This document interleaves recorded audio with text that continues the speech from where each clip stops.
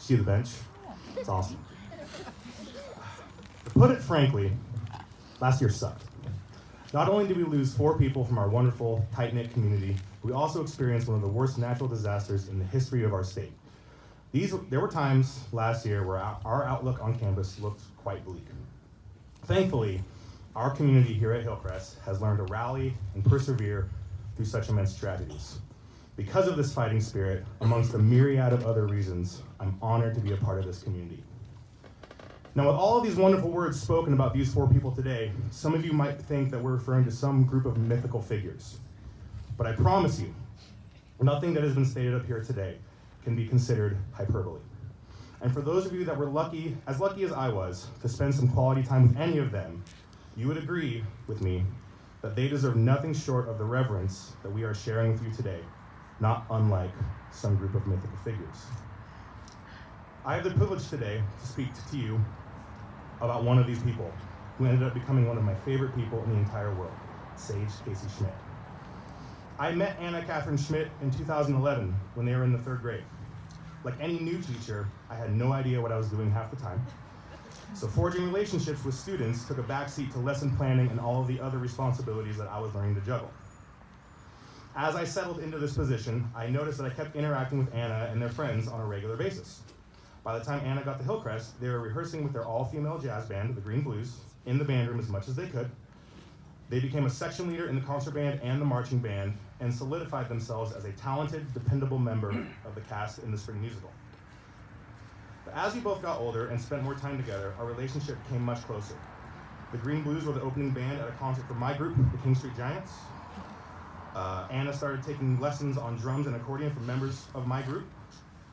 We would work out after school once or twice a week, making fun of each other the entire time, while Zach would practice trombone and guitar in the other room.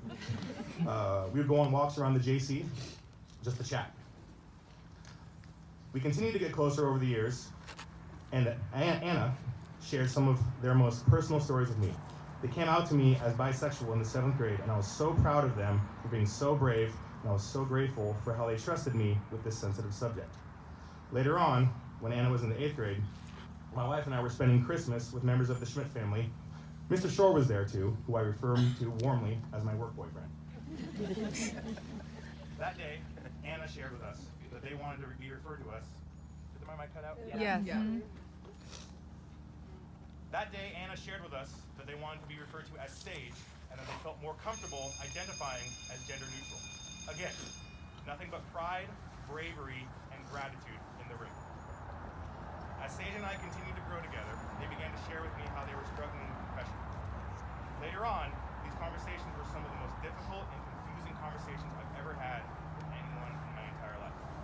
But the feelings of pride, bravery, and gratitude never wavered.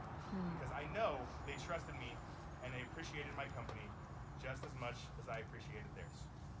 One of my only regrets in my entire life is that during these conversations, I wish I could have said something different that gave them enough solace to still be with us today. Sage taught me many things. They taught me how to be more personable to my students. They taught me that crazy socks were my trademark. They taught me how to be more considerate and compassionate to people in the LGBT community. They taught me that depression and mental illness come in all shapes and sizes.